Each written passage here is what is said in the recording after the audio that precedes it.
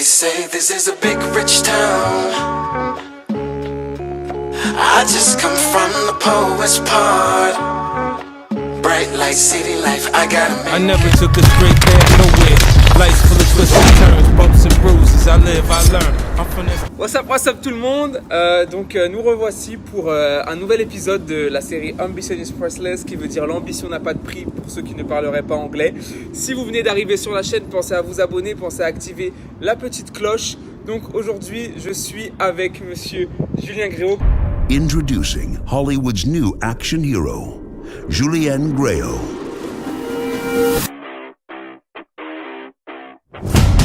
Comment vas-tu, Julien? Ça va et toi? Ouais, ça va, nickel.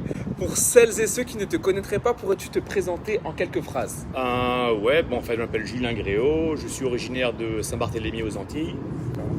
Je suis né en France, mais la famille de ma mère est des Antilles, donc j'ai grandi aux Antilles. Ok.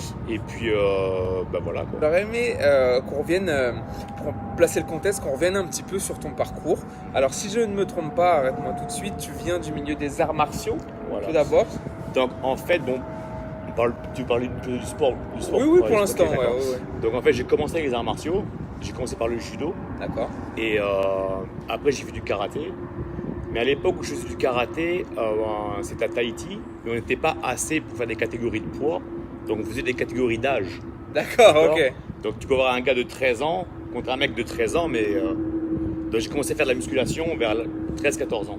Mais D'accord. d'abord, je fais des arts martiaux. Ok. Et du coup, tu as toujours allié musculation et arts martiaux ensemble. Toujours. Super. Et fais une petite aparté, t'es allé jusqu'à quel niveau dans le karaté? Karaté, j'ai fait. J'aime pas parler de ceinture. D'accord. Ok. J'ai fait 10 ans de karaté Shotokan. Ok. Mais après, c'est pareil, comme mes parents ont divorcé, j'ai beaucoup pratiqué à droite à gauche. C'est pas toujours en club en fait. D'accord. Donc, j'ai pas vraiment, on va dire, j'ai pas un passeport de karaté avec des Ouais. tampons. Mais ça fait des années que j'en fais quoi. D'accord, Voilà. super. Et tu pratiques toujours? Oui, toujours. Super, nickel. Et du coup, comment est-ce que tu pourrais nous raconter un petit peu comment est-ce que tu t'es, nous situons, on est ici à Los Angeles en Californie, comment est-ce que tu t'es retrouvé ici aux États-Unis? En fait, je suis parti vraiment sur un coup de tête. À l'époque, j'étais à Saint-Barth, j'étais jardinier. D'accord. Et j'étais jardinier pour des gens qui avaient beaucoup d'argent. Et je me suis dit, si un jour je vais acheter une maison comme ça, c'est pas en grattant de la terre que je vais y arriver. Bien sûr. Donc je suis parti. Voilà, je suis vraiment parti sur un coup de tête. D'accord. Ouais. Donc t'as fait un sac à dos. J'avais 2 sacs, $400, je connaissais personne et je suis parti. Et quand tu as dit ça, c'est un peu la même question que j'ai posée aussi à Jamo. Tu as forcément eu des gens dans ton entourage, des amis ou ta famille qui t'ont dit mais t'es fou, t'es très bien ici, t'as un boulot, etc. Pourquoi est-ce que tu passes? Pourquoi est-ce que tu pars? Comment tu as réagi à ça? Ça m'a pas trop... ça m'a rien fait. Tu vois. Parce que le truc, c'est qu'en fait, je me suis dit, au pire des cas, ça se passe mal et tu rentres chez toi. Voilà, t'as Je une veux dire, maison, Tu rentres chez toi, tu reprends un boulot normal comme tout le monde. Et au moins, tu auras tenté, tu vois. Vaut mieux se dire...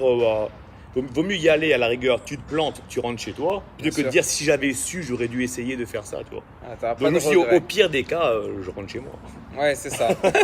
C'est un peu aussi la question qu'on me pose quand on me dit mais pourquoi tu viens essayer 3 mois là? T'as tes clients en France, t'as tes clients à Paris, tu gagnes bien ta vie. Tout simplement parce qu'on veut pas avoir de regrets. Je pense que c'est un Au peu moins, tu peux dire, tu l'as fait, tu as essayé, et puis voilà. Quoi. ça reste une bonne expérience Ouais, dans tous les carrément, cas. Très bien. Et après, donc, tu es arrivé ici aux États-Unis. Qu'est-ce que tu as fait quand tu es arrivé ici? Quel était ton objectif en tête? En fait, le truc, c'est que quand j'avais 18-19 ans, j'ai habité à New York, d'accord? D'accord. Donc en fait, quand j'avais 18-19 ans, j'étais mannequin à New York. Mais mannequin pour tout ce qui est plutôt, c'est les magazines de mode et tout. D'accord. Donc déjà là, je savais que j'avais un potentiel pour faire quelque chose, tu vois. Le problème, c'est que quand je suis revenu, j'avais 25 ans et je m'étais entraîné à fond. Donc j'avais plus un physique d'un mec de magazine de mode. Ouais. J'étais athlétique, tu vois. Plutôt, et c'était trop par rapport à ce que bulky, Ouais, quoi. ouais. Donc je me suis dit, je vais faire du fitness. Donc c'était ça mon objectif, me mettre dans le fitness à fond. Et quand je voyais la compétition des Américains, ils étaient plus balèzes, oui, mais pas aussi secs que moi, tu vois. D'accord. Donc j'ai dit, je vais jouer ce côté-là. Le mec est toujours en super forme, tu vois. En super Voilà. condition. Donc c'est ça mon plan d'attaque. Et du coup, tu as fait quelques compètes, tu as fait quoi du coup? Non, que dalle, j'ai rien fait. T'as moi. fait juste, tu t'es dit. Je me présente, je monte mes abdos, puis voilà. Non, j'ai pas fait de compète, non. Ça marche. Du coup, tu as eu quand tu es arrivé ici, comme tu l'as dit, tu connaissais personne, tu étais tout seul, tu avais seulement $400 en poche. Tu as dû faire des petits boulots, à mon avis, un peu comme tout le monde. Ouais, j'ai fait plein de trucs. J'ai travaillé dans une auberge jeunesse, j'ai fait videur, j'ai fait plein de trucs. Vraiment plein de trucs. Quoi. Donc, tu as toujours eu cet objectif de te dire, quoi qu'il en soit, même si tu dois faire des boulots entre guillemets de merde, sans dénigrer les gens qui font ces boulots-là, mais des petits boulots, monsieur, ouais. Tu t'es toujours dit, je m'en fiche, je ferai ce qu'il faut pour... L'avantage, en fait, c'est que comme je suis venu avec rien, pas d'argent, il faut que tu te démerdes. Si tu viens avec beaucoup d'argent de côté, tu n'as pas le stress. Ouais, Ça veut dire, tu t'endors un peu, tu vas dans une école d'acting pour ceux qui veulent être acteurs, ils louent un appartement, ils louent une voiture. Mais si tu n'as pas de thunes, mon gars, il faut que tu te démerdes. Donc c'était bien mieux à mes yeux de venir dans cet état d'esprit-là. J'ai rien, donc il faut vraiment que je me bouge le cul, plutôt que de venir, bon, il faut ci, ça. Ouais, aller Voilà. faire du Là, j'avais pas le choix, tu vois. D'accord. Et forcément, je reviens, j'insiste un petit peu sur ça. Comme tu l'as dit, tu étais tout seul, donc tu as forcément eu des moments un peu de baisse de morale, un peu de doute. Comment est-ce que carrément. tu as su gérer ça, t'as su, En fait, je pense parce que, comme je dis, mes parents ont divorcé quand j'étais très jeune, tu vois. Donc j'étais chez ma mère à Saint-Barth, mon frère était chez mon père en France. D'accord. Mon père était militaire de carrière, donc j'ai beaucoup voyagé aussi petit, tu vois. Donc j'ai jamais vraiment une attache, tu vois ce que je veux dire. À un endroit. Donc en fait, c'était pas si dur que ça. Ma famille, oui, elle me manquait comme tout le monde, tu vois. Mais c'était comme j'ai eu l'habitude de grandir avec un sans l'autre, tu vois, je veux dire, c'était pas un truc vraiment qui m'a Qui t'a déstabilisé, chamboulé que ça. Ouais. Et la question qu'on se pose un peu tous, justement, quand tu arrives, et surtout, t'es arrivé il y a combien de temps ici? Je suis arrivé ici en 2002. En 2002, du coup, c'était il y a très longtemps, il n'y avait pas toutes déjà les technologies, même Internet venait d'arriver, etc. Est-ce qu'il y a eu des soirs ou même pendant plusieurs semaines où tu t'es retrouvé à dormir dans une voiture ou tu t'es retrouvé... Tu peux en rajouter sur la liste. Hein. J'ai tout fait. J'ai dormi dans voiture, j'ai dormi sur des toits, j'ai dormi dans la rue, j'ai dormi dans des saunas, mon gars, sous des tables. Et tu peux les... C'est pour ça que les gens me disent « Ah mais toi t'es venu, c'était la bonne époque ». Et il n'y a pas de bonne époque. Tout le monde dit « Ah c'était facile à l'époque ». Et les gens ils n'ont aucune idée. Bah oui, tant que tu ne l'as pas vécu, tu ne peux pas te rendre compte. C'est clair. Et quand tu étais justement dans ces périodes où tu as dormi dehors, c'était quoi ton fer de lance? C'était quoi la petite flamme qu'il y avait? Mais je sais pas, j'ai toujours eu ça. Tu vois, j'ai dit je m'en fous, je suis en bonne santé, j'ai mes deux jambes, mes deux bras. Demain, allez, on le refait, quoi. C'est un truc, je pense, après, tout le monde ne l'a peut-être pas, je sais pas. Mais aussi, je pense qu'il y a beaucoup de gens qui aiment bien se plaindre et tout à chaque fois. Quelqu'un me dit, ah, je pense pas que je vais réussir. Ben, t'as raison, allez, le prochain. Parce qu'il y en a qui aiment bien qu'on leur fasse une leçon de morale et le motiver. Et si t'es pas assez fort pour te motiver toi-même, ben, t'es peut-être pas fait pour ça non plus. Oui, parce que les gens ne vont pas le faire tout le temps à ta place. C'est pas tout le monde qui est fait pour certaines choses. Moi, j'ai arrêté l'école, j'avais 16 ans. Et déjà, pour une, j'aimais pas l'école. Et deux, ma mère n'avait pas d'argent. Parce qu'en fait, à Saint-Barth, après le collège, il n'y a pas d'école. D'accord. Donc en fait, il faut aller soit en France, au Canada, la Guadeloupe, la Martinique, tu vois. Okay. Donc moi, j'ai dit direct que je ne suis pas fait pour l'école. Donc après, il faut savoir pourquoi tu es fait aussi. Tout le monde n'est pas fait pour venir ici avec $400. Oui, forcément. Ça dépend comment tu es, c'est tout. Tu vois. De ta mentalité, de ta personnalité, de ton caractère. C'est clair. Ok, super. Et comment est-ce que du coup, pour le peu de gens, enfin les gens qui te connaissent comme moi je t'ai connu à travers les magazines et aussi à travers les shootings que tu as fait avec Jamo. Comment tu es arrivé à faire Quel est le chemin que tu as pris, si tu veux, pour arriver au magazine, en fait, déjà, c'est pas que ça me fait rire, tu vois, mais je suis pas connu en France.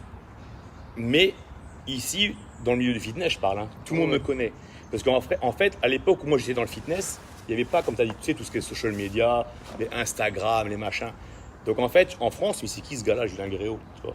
Donc, c'est ça qui est marrant d'ailleurs, c'était français, mais en France, personne ne te connaît. Enfin, moi, je t'ai connu grâce au magazine et aux vidéos que tu as fait avec Jamo, mais c'est vrai que... Mais alors que tu tapes mon nom, enfin, je dis pas ça pour me vanter, mais j'ai fait 50 couvertures, j'étais avec BSN, j'étais avec GAT, tu sais, les gros sponsors, tu vois. Ouais. Mais en France... Donc, même moi, ça me dérange pas. Juste, c'est rigolo quand je vois des gars qui se disent fitness model en France, mais c'est des tocards, ces gars-là. Qu'est-ce que tu as accompli? Qu'est-ce que tu as fait vraiment? Montre-moi sur qu'est-ce que tu as fait, tu vois? Un CV, quoi. Voilà, ouais. Et pour en revenir à ce que tu m'as dit, en fait, ça s'est passé au Gold Gym. Je m'entraînais et j'ai un copain qui m'a dit il y a une copine photographe qui est là, je voudrais que tu la rencontres. Et en fait, ça a commencé comme ça. En fait, j'ai fait des photos avec elle, de bouche à oreille, tu vois. D'accord. Voilà. Et tu t'es retrouvé après à faire des super belles couvertures Ouais. de magazines. On connaît tous tes poses d'ailleurs qui sont devenues, assez connues. Enfin, tu as été connu un peu pour tes poses parce que même ton ami Sébastien Large, pour celles et ceux qui connaissent Seb, parfois s'amuse à reprendre certaines de tes poses. Et tout, mais il y en a plein qui l'ont fait. Enfin bref. C'est assez marrant. Et du coup, maintenant, si je dis pas de bêtises, tu as arrêté un petit peu tout ce qui était fitness Ben, model. parce que le truc, en fait, dans le fitness, j'ai accompli plus ou moins tout. Moi, ça m'intéresse pas de faire une application, d'avoir des followers. Après, je critique pas, mais c'est pas un truc qui m'intéresse, tu vois. C'est pas Voilà, c'est pas mon truc, voilà. Donc, j'aurais pu choisir le côté facile, utiliser mon nom, faire une application, avoir une chaîne YouTube. Mais il y a combien de gars qui font ça? Tu veux dire? Après, faut qu'il y ait un contenu. Jamos, faut que ça te plaise. Ouais, oui, mais il faut aussi que, à mes yeux, faire le guignol tous les jours, ça m'intéresse pas. Alors que si tu as vraiment un contenu comme ce qu'il fait Jamo, tu vois, tu apprends quelque chose, il déconne, oui, mais il sait de quoi il parle. Ouais, bien Ça veut sûr. dire, les jeunes qui arrivent, qui font tout, après ils font ce qu'ils veulent, je critique pas, mais ça va 5 minutes, tu fais le guignol, ça va. Tu vois, 3 pompes, 3 tractions. Voilà, tu vois. Donc en fait, voilà. Donc après, moi ça m'a jamais intéressé. D'accord. Donc en fait, j'ai arrêté. La dernière couverture que j'ai fait, en fait, non, elle est sortie en France en avril dernier. C'était pour Men's Fitness. D'accord. Ah ouais. Ok. Et du coup, tu t'es redirigé vers quoi maintenant? T'as cette marque-là d'ailleurs. Ouais, c'est une marque de Rude, fringues. que tu Rude, fais enfin, fort. c'est pas encore très connu, tu vois, mais moi j'ai envie de commencer plutôt sur Venice. Ok. Donc c'est un peu streetwear. J'ai pas mal de jeunes qui la portent, mais ça prend du temps. Mais à côté de ça, j'ai d'autres projets, tu vois. Pour Rude, j'ai aussi une boisson énergétique. J'ai pas mal de projets, mais tant qu'il n'y a rien qui se passe, moi je préfère rien dire. Ok. Tu vois. Parce que tu parles, mais. Qu'est-ce qu'il y a de concret? Voilà, pour l'instant, voilà. D'accord. Donc, c'est un super beau projet parce que du coup, comme tu l'as dit, tu aurais pu choisir la voie simple, mais tu as pris tes couilles, désolé d'être vulgaire, et tu as décidé de te lancer dans l'entrepreneuriat. Ouais, un truc qui n'a rien à voir. Voilà, alors que C'est tu aurais pu. Voilà, j'aurais pu faire un truc fitness ou inventer une machine, tu veux dire. Ouais. Mais il y a combien qui font ça, mon gars? Hein, il y en a un paquet, tu vois. C'est vrai. Donc, Et moi, je ça trouve que m'intéresse. c'est du coup une belle preuve d'ambition. D'ailleurs, comme cette série, c'est une belle preuve d'ambition de se dire, écoute, je vais recommencer entre guillemets de zéro, d'aller quelque part où personne ne me connaît. Bah oui, essayer c'est vrai, voilà, de me faire mon nom. C'est pour ça qu'il y a beaucoup de gars dans le fitness qui n'arrivent pas à faire une transition dans autre chose parce qu'ils ont peur de perdre leur notoriété. Ah, mais là, dans ce milieu, je suis personne, tu vois. Ben, faut recommencer à zéro, mon gars. Ah oui, Non, j'ai mis tant d'énergie, machin. Ben, ça dépend, qu'est-ce que tu veux faire, c'est tout. Tu vois, ça dépend. Enfin, franchement, je trouve que c'est un super beau parcours. C'est une belle preuve d'ambition et de détermination de t'être lancé vraiment dans quelque chose de complètement différent. Et j'aimerais terminer cette petite interview sur une question que je pose à tout le monde. Donc, comme tu le sais, cette série s'appelle Ambition is Priceless. Quand tu entends cette doctrine, ce slogan, qu'est-ce qui te vient à l'esprit? Qu'est-ce que ça représente pour toi, Ambition is Priceless? Qu'est-ce que tu... Non, mais comme ça dit, quoi, l'ambition n'a pas de prix.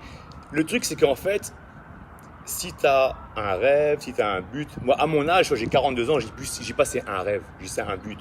Ouais. Tu vois, le rêve, c'est toi quand tu es plus jeune. Mais après, il n'y a que toi qui a la vision de ce que tu veux accomplir.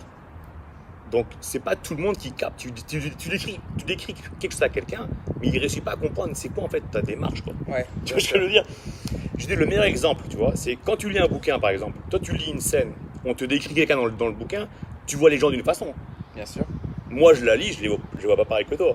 Ouais, on a chacun notre, Tu vois ce que je veux dire? notre interprétation. On dit l'homme il marche dans la rue, machin, tac tac. Bon, toi, la rue, tu la vois comme ça. Moi, je la vois autrement la rue. Tu vois ce que je veux dire?